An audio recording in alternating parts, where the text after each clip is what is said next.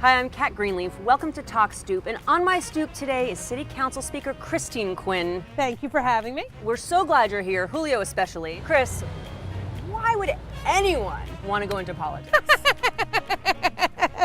What are your big issues that you want to bring to the fore? I'm very proud of having libraries open 6 days a week. The thing about New York City is libraries are really community centers.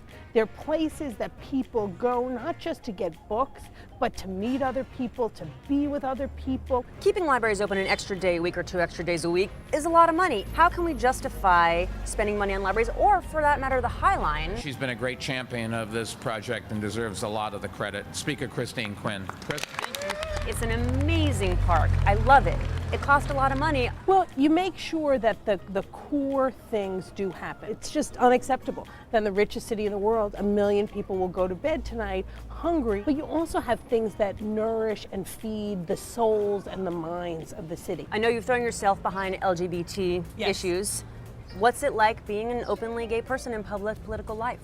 Well, I think anytime you're from a community and you're in a position that community hasn't had before, you really are very mindful of wanting to do the job as well as you can. Is it strange having to take something that's very personal and just who you are and make it an issue? Obviously, who I am is made up of who I am. So women's issues and gay issues and Irish issues. I lost my mom to cancer, so breast cancer issues. Those are things that are part of who I am, and they're the things that some of the things I want to work on.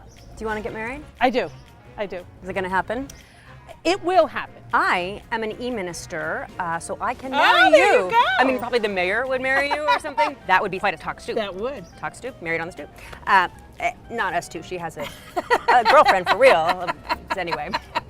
So moving on. You're gonna get me in trouble. And me. I'm married. So you lost your mom when you were a kid. You and your dad have been together all these years. Yeah. I know you keep him really close. Literally in the basement at City Hall. I mean, we don't lock him up there. He has an apartment on the Upper West Side, but he does come there every day. Good afternoon.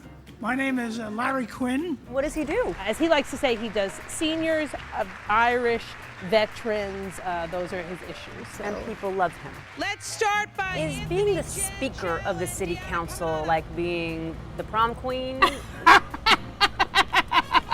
having barely had dates to my prom. My senior prom was a blind date, but that's a whole other story. Oh, can we talk about that? No, that's awesome. Not fun Who at all. cares about the city council? I want to know about your prom date. I don't know that it's quite like being prom queen, but it is something that is a tremendous honor because it's actually your colleagues saying, you know, we think you can help us lead this place. So you were a council person, now you're the speaker of the city council.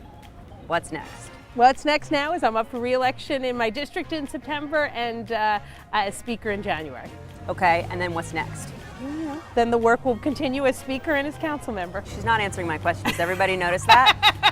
What are you gonna be when you grow up, Chris? Hopefully thinner.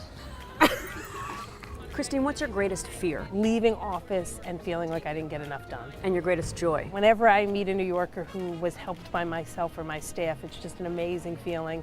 And personally, any time that I get to go to the beach with my partner Kim or to walk on the Hudson River Park, which we love, are just great moments.